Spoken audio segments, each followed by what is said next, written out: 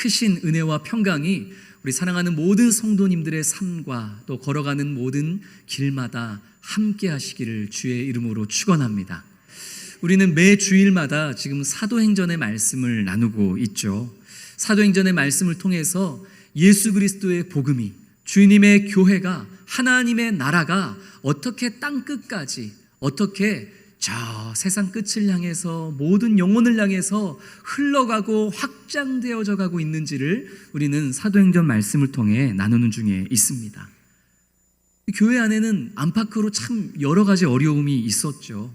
스데반의 순교, 그리고 그 순교를 시작으로 엄청난 핍박과 박해가 교회와 성도들을 향해 퍼부어졌고, 그로 인해 성도들은 여기저기 흩어질 수밖에 없는 상황을 맞이했습니다. 그럼에도 불구하고 교회는 작아지기는커녕 오히려 흔적도 없어지기는커녕 오히려 점점 더 교회는 흥황하고 성장하고 부흥해 갔더라 하고 우리는 계속 그 역사를 사도행전 말씀을 통해 살펴보고 있죠. 지난주에는 절대로 변하지 않을 것 같았던 한 영혼, 한 사람, 누구였죠?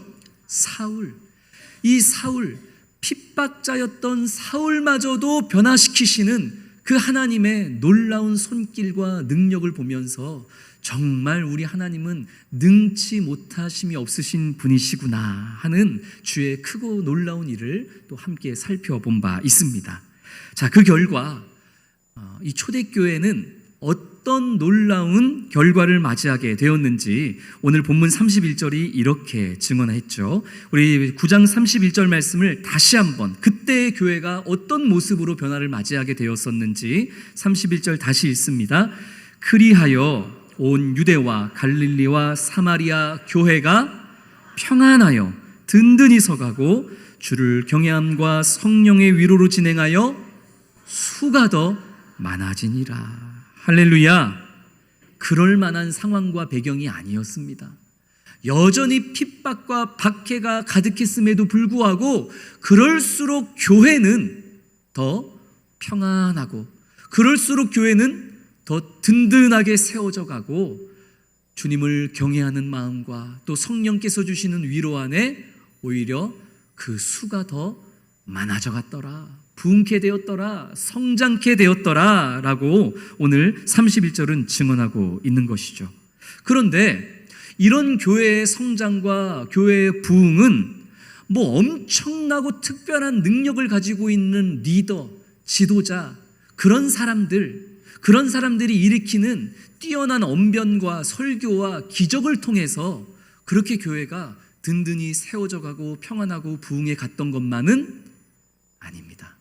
오늘 본문인 이 사도행전 9장 31절부터 43절까지의 말씀을 보면 주님께서 어떤 사람들을 통해서 또 그 사람들의 어떤 모습을 도구로 삼아서 교회를 평안 속에서 든든히 세워가시며 부흥케 하여 주셨는지를 오늘 본문을 통해 우리에게 보여주시는데, 이 말씀을 나눌 때에 우리도, 나도 주님의 손에 붙들려서 이 수원성심교회와 한국교회와 이 땅에 있는 모든 주의 교회를 평안하고 든든하게 세워가며 이 교회를 부흥케 하는 그런 일꾼, 그런 도구, 그런 통로로 내가 주님의 손에 오늘 말씀에 나오는 사람들처럼 쓰임받기를 소망하고 결단할 수 있는 저와 성도님들 되기를 주의 이름으로 축원합니다. 사도행전 9장 1절부터 30절까지 우리가 지난주에 살펴보았던 이 말씀은 이 성경의 카메라가 사울이라는 사람을 비춥니다. 절대 변하지 않을 것 같았던 이 고집불통 사울이라는 사람이 그 주님 믿는 사람들을 잡아다가 옥에 가두려는 그 다메섹을 향한 길, 그 잘못된 길 위에서 어떻게 주님을 만나 진리의 길, 옳은 길로 돌아서게 되는지, 이 사울의 회심 사건을 향해서 성경의 카메라가 30절까지는 비추고 있었다면, 오늘 본문인 9장 31절부터는 이 성경의 카메라가 사울에게서 베드로에게로, 이 베드로의 이 발자취로 카메라의 초점을 옮깁니다.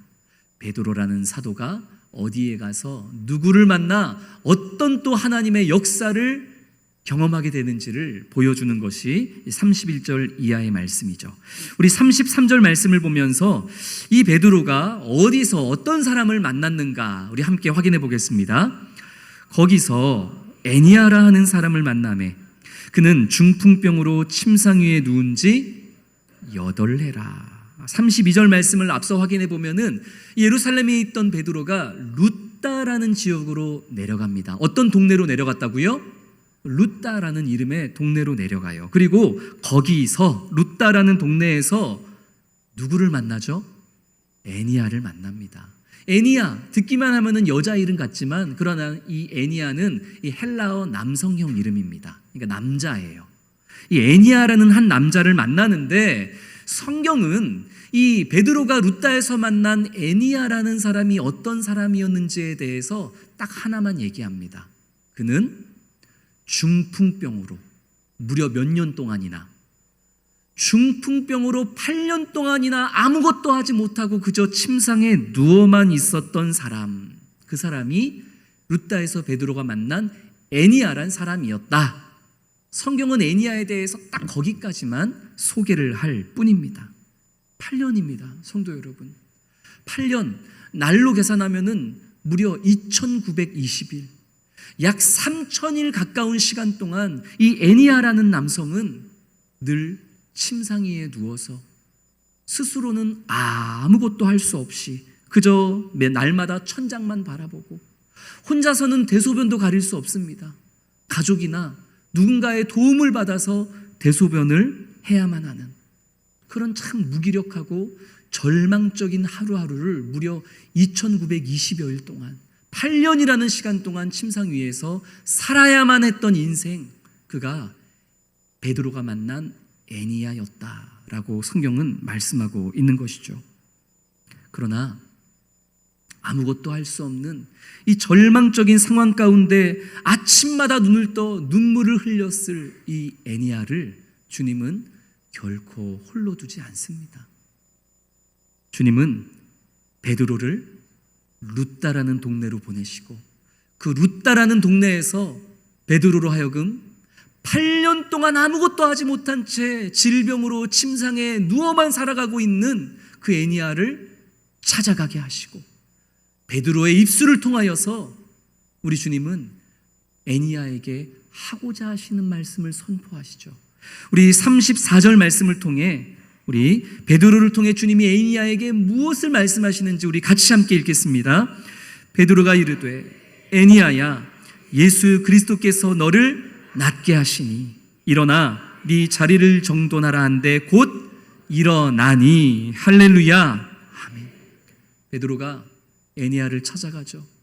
애니아는 여전히 8년 전에도 그러했듯이 여전히 침상에서 아무것도 하지 못한 채 그저 낙심하고 좌절한 상태로 천장만 바라보고 있을 뿐이었습니다. 그런 애니아를 찾아가 베드로가 말하기를 나 베드로가 너를 낫게 할 것이다 라고 이야기합니까? 아닙니다. 누가 너를 낫게 하신다? 예수께서 너를 낫게 하신다. 아마 이때 애니아는 자기 스스로를 포기했을지 모릅니다. 나는 버림받은 인생이야. 나는 짐짝과 같은 인생이야. 나는 쓰레기 같은 인생이 되었어. 내가 더 이상 어떤 소망을 가지고 살아갈 수 있겠는가? 8년 동안 침상에 누워 있었던 애니아는 스스로를 포기했을 것이고 어쩌면 그의 가족과 그 주변에 있던 사람들도 애니아를 포기했을 것입니다. 더 이상 이 사람에게는 소망이 없다고. 그러나 베드로가 선포하는 것이죠. 아니, 애니아야, 네가 너 자신을 포기했다 할지라도 네 주변에 있는 수많은 사람들이 너를 포기했다 할지라도 주 예수께서는 너를 결코 포기하지 않아. 주님은 너를 낫게 하시기를 원하고 계시고 주님은 너를 반드시 낫게 하신다. 그러니 그 주님을 믿음으로 말미암아 일어나라. 너의 자리를 정돈해라. 선포했던 것이죠. 2000여 년 전 십자가에서 죽으셨으나 다시 살아나신 예수님, 지금도 살아계셔서 역사하시는 예수 그리스도께서는 베드로를 통해 친히 애니야를 찾아가셔서 8년이라는 그 질병의 고통에 몸부림치며 아무것도 하지 못하고 절망 가운데 누워만 있었던 그 애니야의 모든 아픔과 괴로움과 묶임을 한 번에 시원스레 해결해 주셨습니다. 내가 나를 포기하고 모두가 나를 포기할지언정 끝까지 나를 포기하지 않으시고 나를 낫게 하시고 나를 치유하시고 반드시 회복해 하시는 분이 바로 우리 주 예수 그리스도이심을 믿고 나아가는 우리 모든 성도님 되시기를 주의 이름으로 축원합니다.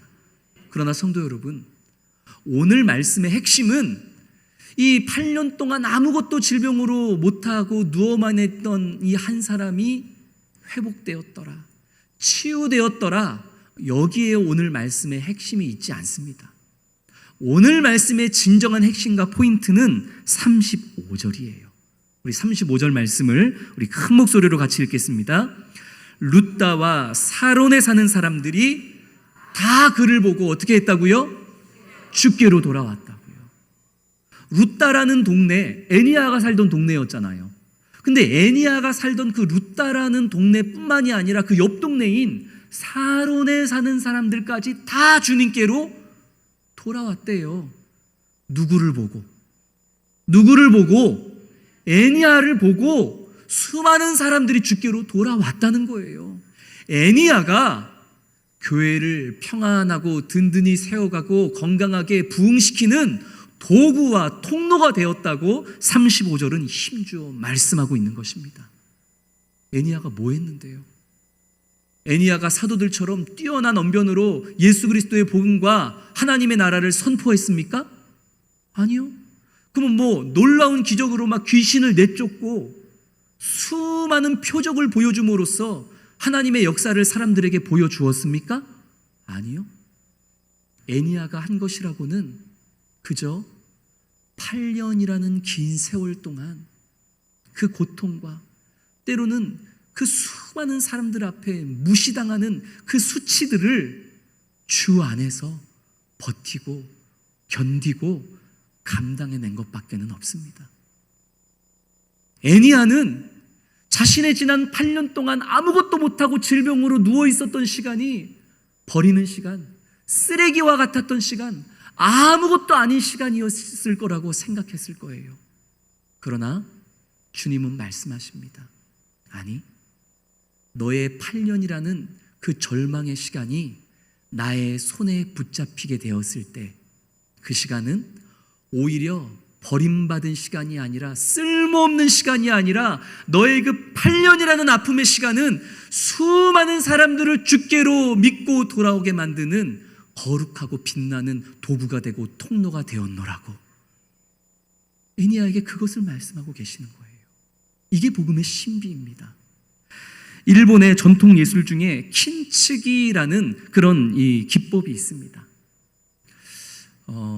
예쁜 도자기와 그릇이 있는데 그것이 실수로 땅에 떨어져 깨어질 때가 있죠. 제가 저희 집안을 한번 잘 살펴보니까 저희 집안은 약 24일 주기로 꼭 무언가 하나가 깨지는 참 놀라운 집안입니다.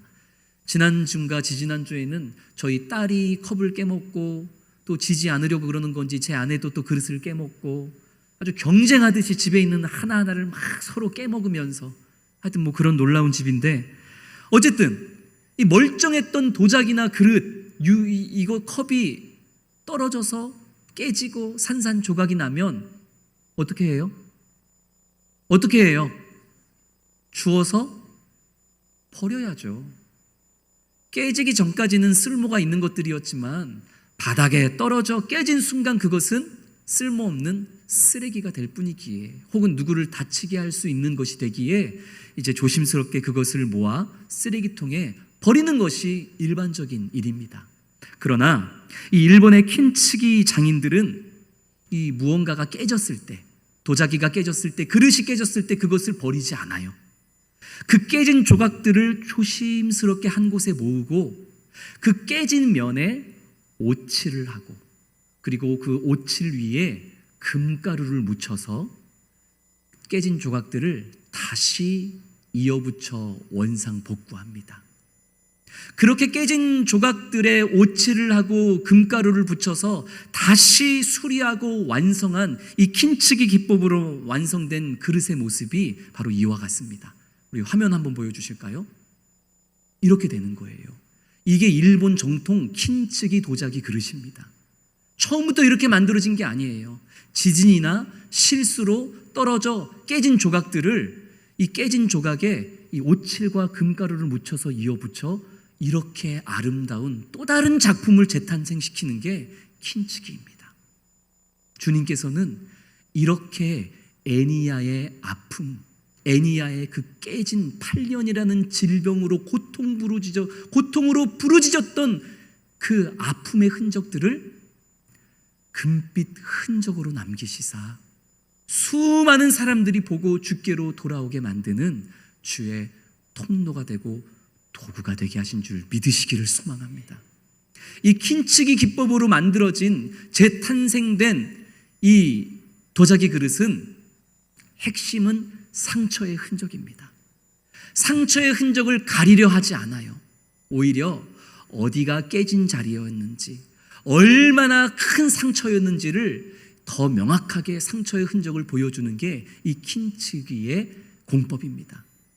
그리고 그 깨진 흔적이 크면 클수록, 금빛으로 더 아름답게 메워져 있을수록 이 작품은 더 가치 있고 값비싼 작품이 되는 것이죠. 사랑하는 성도 여러분, 애니야의 그 8년의 아무것도 아닌 것처럼 여겨졌던, 버려진 시간과 같았던 그 질병의 아픔과 괴로움과 발버둥이 오히려 주의 손에 붙잡혔을 때의 금빛 흔적이 될 수 있었던 것처럼, 사랑하는 성도 여러분, 질병으로 고통하는 성도님들 계십니까? 물질적인 어려움으로 고통에 부르짖는 성도님들 계십니까? 가정의 깨어짐으로, 관계의 무너짐으로, 여러 가지 고통으로 자신의 지금 지나오고 있는 시간들이 쓰레기와 같은 시간이라고 자기 스스로를 포기하고 있는 성도님들 계십니까? 우리는 그럴 수 없습니다.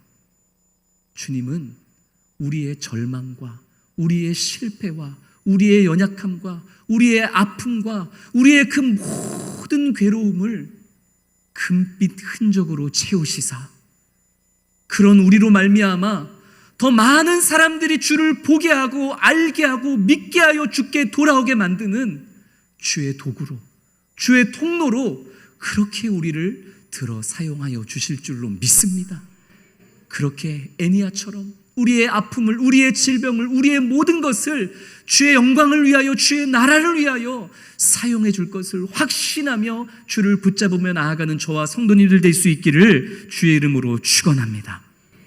자, 이렇게 이 루따라는 지역에서 애니야라는 이 8년 동안 중풍병으로 아무것도 못하던 자를 금빛 흔적으로 새롭게 하시는, 그렇게 교회를 든든히 세워가시는 주의 역사를 경험했던 베드로는 이제 36절에 보니까 욥바라는 다른 동네로 내려가서 이제 또 다른 누군가를 만나게 됩니다. 우리 36절 말씀을 통해 이번에는 베드로가 어디에서 누구를 만나는지 우리 같이 읽어보겠습니다.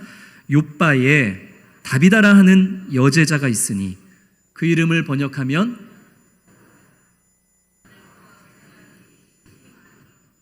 아멘. 자, 이번에는 어디로 내려갔어요? 욥바라는 동네로 내려갔습니다. 그 욥바라는 동네에서 이번에 베드로가 한 여인을 만나요. 근데 이 여인은 두 가지의 이름으로 불립니다. 첫 번째로는 다비다라고도 불리고 또 다른 이름으로는 도르가라는 이름으로 불립니다. 이 다비다라는 이름은 이 당시 유대인들이 공용어로 사용했던 아람어입니다. 아람어로는 다비다, 그리고 헬라어, 그리스어로는 도르가스라는 그런 이름으로 불렸던 여인이었습니다. 그런데 이 다비다 혹은 도르가라고 불리는 이 여인에 대해서 이 사도행전을 기록한 누가가 한 가지 정보를 더 기록하고 있죠. 그 다비다, 도르가라는 여인은 무엇이었다? 여제자였다. 오늘날에는 뭐 여제자가 어때서, 남자 제자가 있으면 여자 제자도 있는 거지. 너무나 당연하지만 신약 성경에서 여제자라는 단어가 쓰인 것이 여기가 유일합니다. 이 다비다 도르가만이 여제자라는 그런 단어로 소개가 된 거예요. 아주 특별한 소개인 것이죠. 아니 도대체 이 다비다라는 여인, 이 도르다라는 여인은 얼마나 대단한 사람이었기에 성경에서 유일하게 이 다비다 도르가만 여제자였더라 하고 소개가 되고 있는 것일까요? 얼마나 대단한 사람이었기에. 자, 이 여인이 어떤 여인이었는지 이제 찬찬히 살펴보는데 37절 말씀을 보니까 이 욥바에서 만난 여제자 다비다가 병들어 죽어버리고 말았습니다. 이 베드로는 이 다비다 도르가가 죽었다는 소식을 듣고서 이 여인이 죽어 안치되어 있는 다락방에 이제 뒤늦게 찾아오게 된 것이죠. 베드로가 그녀의 시신이 안치되어 있는 다락방으로 올라갔을 때에 그 다락방에서 또 다른 많은 사람들을 보게 되는데 어떤 사람들을 보게 되었는지 39절 말씀을 우리 한 목소리로 같이 읽겠습니다. 베드로가 일어나 그들과 함께 가서 이르매 그들이 데리고 다락방에 올라가니 모든 과부가 베드로 곁에 서서 울며 도르가가 그들과 함께 있을 때에 지은 속옷과 겉옷을 다 내보이거늘. 아멘. 도르가의 시신이 안치되어져 있는 그곳에서 베드로가 어떤 사람들을 만나게 되죠? 많은 과부들을 만나게 되는 거예요. 언제나 우리가 성경을 통해 나누지만 과부와 고아, 이 성경에 나오는 과부와 고아는 늘 유대 사회에서 가장 소외되고 인정받지 못하는 가난한 사람들, 아픔과 상처를 안고 살아가는 존재들이 바로 과부와 고아입니다. 그런데 이 다비다의 장례 소식을 듣고서 베드로가 욥바에 내려가 이 시신이 안치되어져 있는 그 다락방에 올라갔더니 이 세상에서 가장 소외된 사람들, 수많은 과부들이 모여 있는 거예요. 그 다비다의 시신 주변에. 그리고 그 과부들이 눈물을 흘리고 있는데 가만히 보니까 그 많은 과부들의 손에 옷가지가 움켜져 있습니다. 도대체 저 눈물을 흘리는 과부들이 손에 쥐고 있는 옷가지가 무슨 옷가지일까 했더니 다비다가, 이 도르가라는 여제자가 살아 생전에 자신이 가지고 있던 실과 바늘로 이 수많은 과부들에게 기워주고 지어주었던 그런 겉옷과 속옷들이었던 것이죠. 과부들의 그 뜨거운 눈물에 젖어 있는 그 속옷, 그 겉옷은 도르가가 살아생전 평소에 자신의 그 일상을 통해 수많은 사람들에게 흘려보냈던 십자가 사랑의 증거물들이었던 것입니다. 다비다의 그 바느질은 한가한 취미생활이 아니었습니다. 다비다 도르가의 그 바느질은 누군가를 위해 만들어주었던 그 겉옷과 속옷은 단순한 동정이 아니었습니다. 아무것도 아닌 나에게 주님께서 베풀어 주셨던 그 사랑과 은혜를 어떻게 하면 흘려보낼 수 있을까? 기도하고 고민하다가 나에게는 다른 사람과 같은 특별한 능력도 없고, 나에게는 다른 사람처럼 많은 돈이 있는 것도 아니고, 나에게는 다른 사람에게 나누어 줄 만한 다른 것들이 없고, 그저 내게는 보잘것없는 실과 바늘밖에 없는데, 이 평범하고 보잘것없는 실과 바늘을 통해서라도, 이 사소한 것을 통해서라도 주의 사랑을 흘려보내야겠다는 그의 일상의 섬김이요 아름다운 사역 그 자체였던 것이죠. 다시 말해 이 도르가, 이 다르다라는 여제자는 다른 것으로 교회를 든든히 세워간 것 아닙니다. 이 다비다는 무엇으로 주의 교회를 든든히 세워가며 주의 사랑을 흘려보냈습니까? 세상이 보기에는 아무것도 아니고 보잘것없고 별것 아닌 실과 바늘, 그 실과 바늘, 그 사소한 일상으로 주의 사랑을 흘려보냈던 사람, 그게 바로 여제자 다르다. 도르가였던 것이죠. 이 감동적인 상황 앞에서 베드로는 죽은 도르가를 다시 살립니다. 그런데 베드로가 다시 살린 게 아니라 누가 베드로를 통해 이 여인을 다시 살린 것이죠? 예수 그리스도께서 베드로를 통해 이 다비다를, 도르가를 다시 살리십니다. 베드로가 이 죽은 다비다를 그 다락방에서 다시 살릴 때 했던 모든 행동은 마가복음 5장에서 예수님께서 죽은 한 어린 소녀를 다시 살리실 때 했던 행동과 똑같습니다. 그러니까 베드로가 예수님이 하셨던 행동 그대로를 따라하는 모습을 통해서 지금 이 다비다를 살리는 것은 내가 아니라 누구다? 예수 그리스도이심을 보여주고 있는 것이죠. 마가복음 5장을 보면 예수님께서 그 죽은 소녀가 안치되어 있는 방에 있는 사람들을 다 내보내십니다. 다 내보내시고 그 죽어있는 소녀를 향해 아람어로 이렇게 말씀하시죠. 뭐라고 말씀하실까요? 맞아요. 다 따라합니다. 달리다 쿰. 달리다 쿰. 이 탈리다라는 단어는 이 젊은이의 여성형, 그러니까 소녀여라는 뜻이에요. 쿰이라는 단어는 아람어로 일어나다라는 뜻입니다. 탈리다 쿰, 무슨 명령이에요? 소녀야 일어나라. 탈리다 쿰, 예수님이 명령하실 때에 소녀가 일어나고 예수님이 다시 사람들을 불러 모아 그 일어난 소녀를 보게 하시죠. 똑같습니다. 오늘도 이 수많은 과부들이 모여들어 눈물을 흘리고 있는 그 다락방에서 베드로가 사람들을 다 내보내고 자신의 힘으로 할 수 있는 것 아니기에 죽게 기도한 후에, 사람들을 내보내고 죽게 기도한 후에 죽어 안치되어 있는 시신 다비다를 향해 이렇게 명령하죠. 뭐라고 명령했을까요? 따라해 보겠습니다. 다비다 쿰. 예수님은 어떻게 명령하셨죠? 탈리다 쿰, 소녀여 일어나라. 베드로는 뭐라고 했다고요? 다비다 쿰, 다비다여 일어나라. 예수님과 똑같이 예수님이 행하신 것을 따라하고 명령했을 때에 그 주님의 능력 안에서 다비다, 도르가는 다시 일어납니다.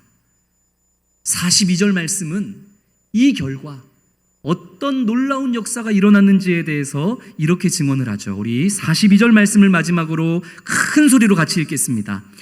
온 요파 사람이 알고 많은 사람이 주를 믿더라. 아멘.